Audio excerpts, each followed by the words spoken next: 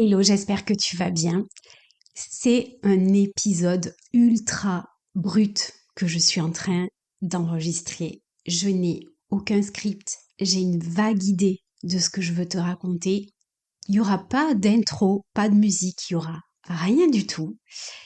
Ça fait plusieurs semaines, voire plusieurs mois que j'ai pas diffusé d'épisode de podcast. Et si tu me suis sur LinkedIn, je pense que tu sais que actuellement je traverse des trucs pas cool dans mon activité, dans mon entreprise, une profonde remise en question de mon métier par rapport à la concurrence, par rapport à l'IA, de mon métier aussi par rapport à mon alignement, à mes compétences dures. Tu l'as compris, en ce moment, c'est une énorme remise en question que je suis en train d'opérer. Et si tu écoutes le podcast, je me devais quand même de te faire un épisode. Ça fait plusieurs semaines que je me dis, il faudrait quand même que je prenne le temps d'expliquer, de te parler, etc. Et j'arrive pas à le faire. Là, je ne sais pas, je me suis décidée en 2 secondes 30 de prendre mon micro et de commencer à enregistrer. Il faut que je te donne des explications, que je te parle un petit peu à cœur ouvert. Alors, je sais pas si je vais pas chialer pendant cet épisode, mais c'est ok. Hier, j'ai discuté avec trois femmes hyper inspirantes qui m'ont redonné un petit peu du cœur à l'ouvrage et qui m'ont redonné de la motivation et surtout qui m'ont fait comprendre que j'étais pas toute seule dans cette galère. Là, en fait, j'ai l'impression que j'ai construit un château de cartes qui est en train de s'effondrer et je sais pas quoi faire de ça. Il y a quelques jours, j'ai pris la décision de stopper mon programme phare, le programme Fil, pour me diriger vers autre chose. L'impression de me battre contre un moulin à vent avec ce programme. Si tu es formateur indépendant et que tu m'écoutes, sache que j'arrête ce programme. J'arrête de travailler avec cette cible, cette audience des formateurs. Donc, je peux continuer à travailler avec toi, mais en tout cas pas sur les problématiques que je gérais auparavant, en sachant qu'aujourd'hui, j'ai des pistes pour proposer des solutions, pour proposer des offres, etc. Mais il va falloir que je consolide tout ça. Et surtout, il va falloir que je consolide mon état d'esprit parce que là, je suis vraiment pas sereine actuellement. Je suis sur un fil, je me sens perdue. Il faut le dire tel que c'est. Perdue pour plusieurs raisons. La première raison, c'est que voilà, à un moment donné, il y a un marché qui est dans une situation particulière aujourd'hui et je veux te parler du marché des formateurs, de la formation professionnelle. Si tu m'écoutes et que tu es formateur, tu sais très bien que actuellement la formation professionnelle c'est compliqué. Les formateurs sont la dernière roue du carrosse et aujourd'hui, les formateurs, ils sont en mode survie. Qu'est-ce qui se passe? Depuis quelques mois, peut-être même 1 ou 2 ans, peut-être même 2 ans, on a l'État qui commence à ne plus financer un certain nombre de formations, qui commence à rendre les accès aux formations compliqués.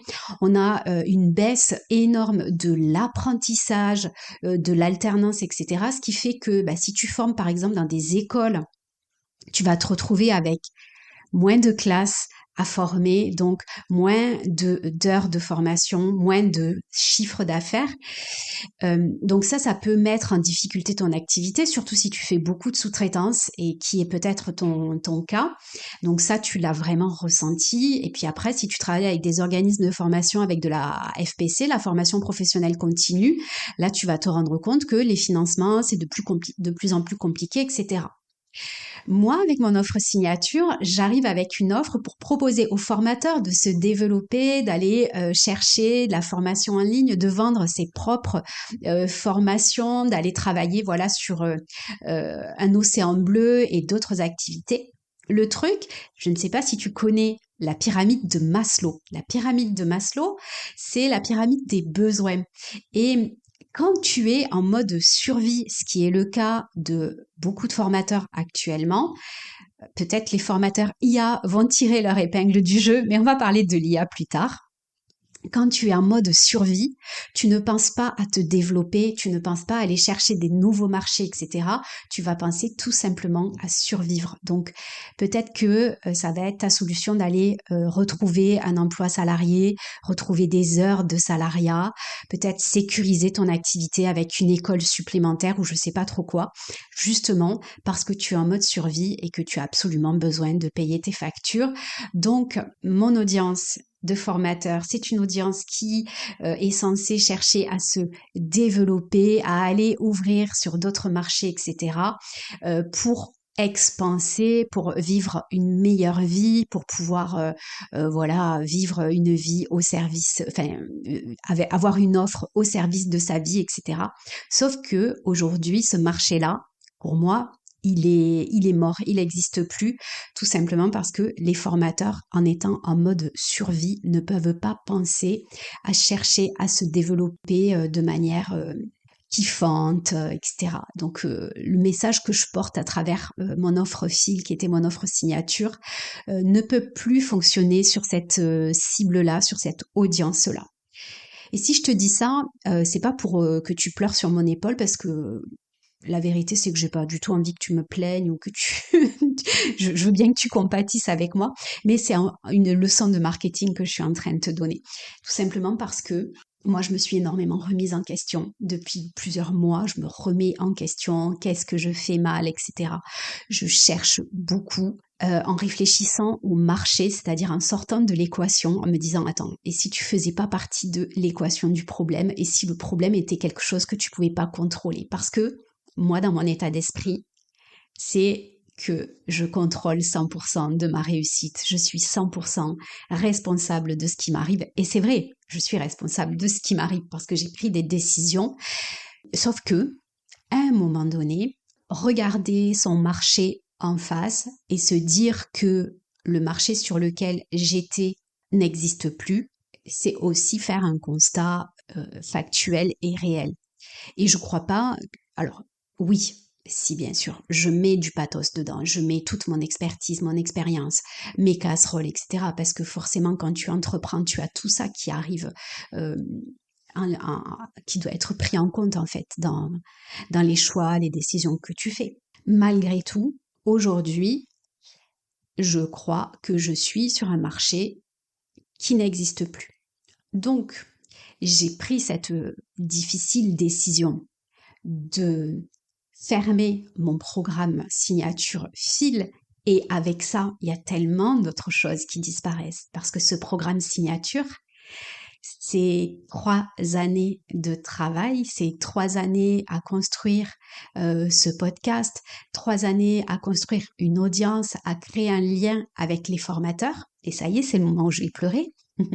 Où finalement, je me rends compte que tout ce que j'ai fait, tout ce que j'ai construit, bah, ça s'effondre comme un château de cartes. Ce qui veut dire que j'ai comme cette sensation de jeter à la poubelle le fruit d'un énorme travail qui m'a pris du temps à construire, qui m'a pris je sais même pas combien d'heures. Je suis dans une période où non seulement je dois faire le deuil de ça, parce que factuellement, il faut que j'arrête cette offre, parce que ça peut plus fonctionner. Et en même temps, de faire arrêter cette offre, c'est faire le deuil de ça, parce que j'ai adoré délivrer cette offre. J'adore toujours délivrer cette offre. Je trouve que cette offre, elle est hyper cool. Elle fonctionne bien. Elle accompagne vraiment mes clients. Elle, elle change des vies, véritablement. Mais il va falloir que je la propose autrement ou à d'autres personnes. Et puis c'est un deuil. C'est un deuil parce que je l'avais jamais formulé comme ça. J'ai mis tellement longtemps à décider de fermer cette offre. Je voulais pas. Je continuais de m'y accrocher en fait parce que tout ce que j'avais construit, ça voulait dire aussi qu'il fallait que je m'en sépare. Si tu me suis sur LinkedIn, tu sais, j'ai fait une sorte de coming out de ma galère. Parce que ce que je traverse, et toi si tu es entrepreneur, tu sais que entreprendre, c'est quelque chose qui prend aux tripes, qui est beaucoup plus profond, et généralement en termes de travail sur soi, que de prendre une offre et la proposer à vendre. Ça va venir chercher beaucoup plus de choses. Pour rien te cacher, il y a quelques jours, j'ai fait une constellation familiale et on a travaillé là-dessus. Et je me suis aperçue, ben oui, que ma réussite professionnelle, elle avait un rôle à jouer dans ma constellation familiale, dans mon système familial, dans... euh, voilà, je vais pas t'en dire plus, mais je pense que si tu connais les constellations, si tu en as déjà fait, tu peux comprendre de quoi il s'agit. Et je pense que chacun d'entre nous, qui entreprenons, qui décidons à un moment donné de créer une entreprise, de la porter, de la faire se développer, ça fait partie de notre système, de n'importe quel système, mais ça fait partie d'un système. Bref, tout ça pour te dire que j'ai fermé mon offre signature fil, mais que au-delà de cette offre signature fil, c'est le deuil de 3 années de travail, puisque si je ne m'adresse plus aux formateurs, alors que ça fait 3 ans que c'est mon cheval de bataille, qu'est-ce que je fais de ça? Donc aujourd'hui, je suis en plein questionnement sur l'avenir, sur ce que je dois mettre en place, ce que je dois faire, ce que je dois proposer à et à qui, parce que si je m'adresse plus à vous, à qui je dois m'adresser? Ça, c'est le vrai sujet. Donc non seulement je suis en deuil, mais en plus j'ai une entreprise à porter, bah, dans l'avenir, parce que l'idée c'est de pas recommencer à galérer pendant 3 ans comme ça. L'idée c'est bah, de développer, de trouver une idée qui va me permettre de m'épanouir dans mon métier et financièrement.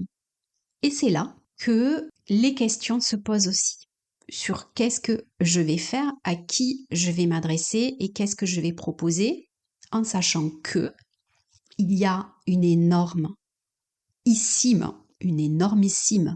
variable à prendre en compte aujourd'hui, c'est l'IA, l'intelligence artificielle, qui avance à une vitesse folle. C'est un tsunami. L'IA est un tsunami, et notamment pour les métiers, les professions intellectuelles. Si tu m'écoutes, je suis certaine que tu te poses des questions par rapport à toi, à ton métier, ou que si tu te poses des questions sur le marketing et sur ce que tu dois mettre en place dans ton marketing pour développer ton activité, tu as posé la question. Et donc là, il y a encore d'autres remises en question qui sont en train d'arriver de mon côté. C'est qu'est-ce que j'ai de plus que l'IA, que les gens pourraient être prêts à payer? Parce que c'est ça le sujet. Autre question, parce que je suis dans un mood un peu, une espèce de spirale un peu négative, ça je pense que tu l'as compris, mais je pense que j'ai besoin aussi de vivre le chaos pour mieux remonter. Donc actuellement, je suis en plein chaos. Mais je sens que je dois le traverser, ce chaos. Et d'ailleurs, c'est marrant parce que c'est la conversation que j'ai eue hier avec une des femmes inspirantes avec qui j'ai parlé.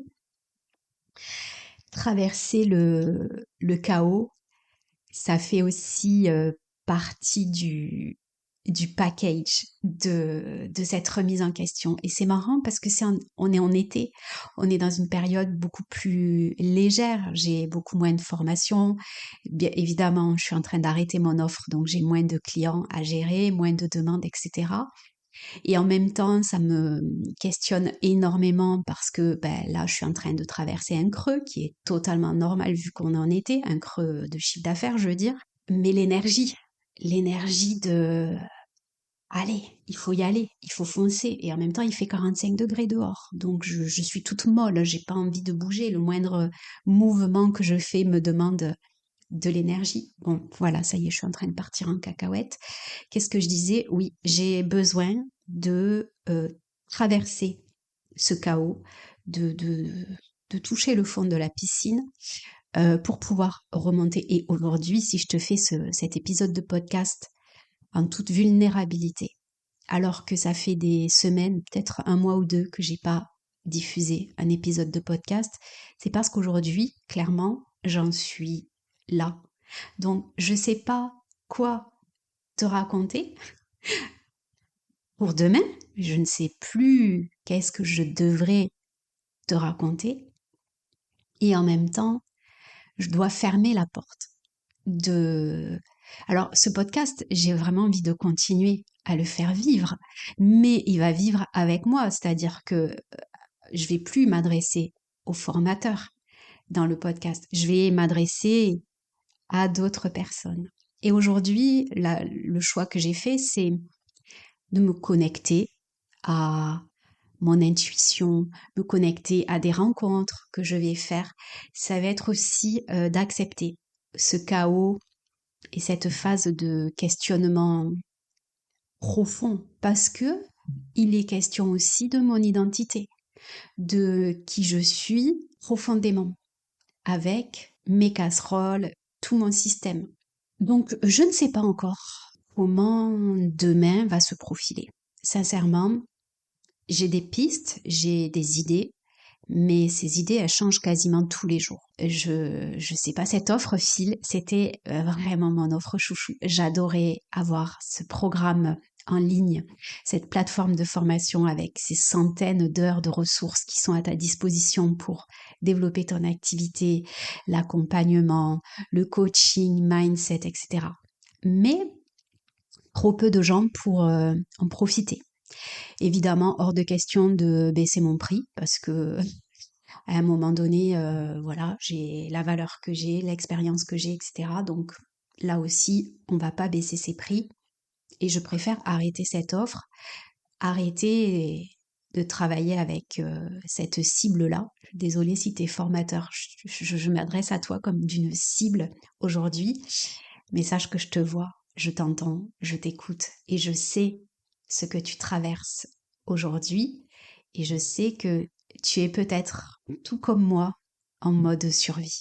Et demain, qu'est-ce que je vais faire demain?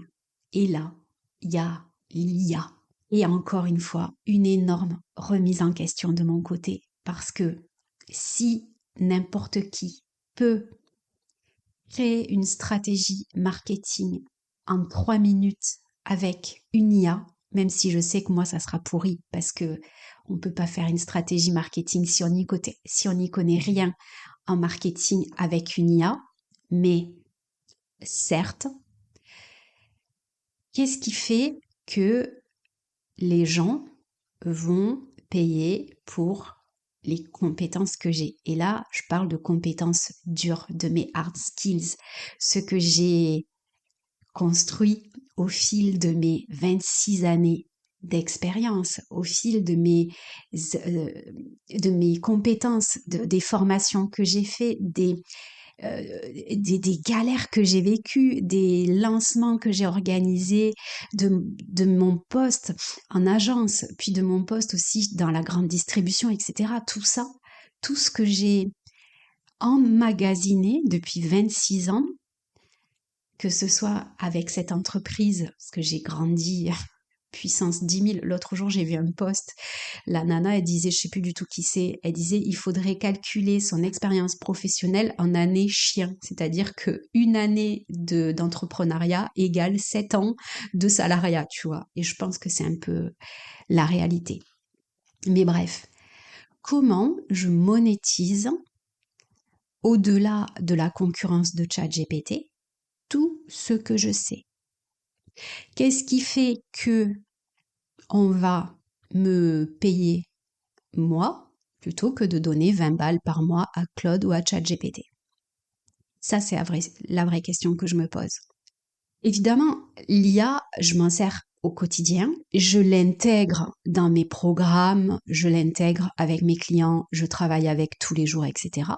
Est-ce qu'il suffit que je mette stratégie marketing boostée à l'IA pour que je cartonne, en sachant que je booste rien du tout à l'IA, c'est que tout vient de moi, tout vient de ma cervelle, de mon expérience, etc. Donc, est-ce que je suis une vieille grincheuse en disant que moi, je fais pas des stratégies marketing avec de l'IA, je fais des stratégies marketing avec toute mon expérience et toutes mes compétences. Sur l'opérationnel, l'IA, c'est très bien, mais sur la partie stratégique, en fait, tu peux pas confier tes décisions stratégiques d'entreprise à une IA. Il y a tellement de choses à prendre en compte. Il y a tellement de variables, de signaux faibles. Et puis toi, si t'es pas un expert en marketing, tu sais pas quels sont les signaux faibles à écouter. Tu vois, tout à l'heure, quand je te parlais du marché, mais l'IA, elle en sait rien de la situation du marché. D'ailleurs, je lui ai posé la question, mais elle voit pas. Elle voit pas les signaux faibles du marché. Elle en sait rien. Honnêtement, je me sens totalement dépassée par l'IA, même si c'est un outil que j'utilise au quotidien dans mon activité, etc. Je me sens à l'ouest complet. Je suis peut-être un petit peu matrixée par LinkedIn parce que sur LinkedIn, tu as des gamins de 17 ans qui cartonnent. Ils ont 17 ans. Ils n'ont pas 17 ans d'expérience, c'est-à-dire qu'ils ont eu le bac il y a 6 mois et ils sont en train de te dire qu'ils sont coach business. Non mais, au secours, quoi. T'as 17 ans. C'est ta mère qui te prépare tes pâtes au pesto tous les jours. Tu viens d'avoir le bac. Tu sais même pas écrire. T'as fait ton rapport de stage avec ChatGPT. Et toi, tu crois que tu vas pouvoir donner des leçons de business à des entrepreneurs. Et ces mecs-là, ils cartonnent parce que ils intègrent l'IA dans tout ce qu'ils font. Mais putain, pardon, l'IA, ça fait pas tout. Vu que quand même, ça existe, vu qu'il y a quand même tout ça qui est là, qu'est-ce que je fais, moi? Comment je tire mon épingle du jeu? Ou alors, je suis totalement has-been et je peux retourner aller vendre des baguettes à la boulangerie. I don't know. Mais vraiment, je me pose cette question. Je te cache pas que je regarde les offres d'emploi, je me dis, je vais retrouver un job. Ça fait partie des options.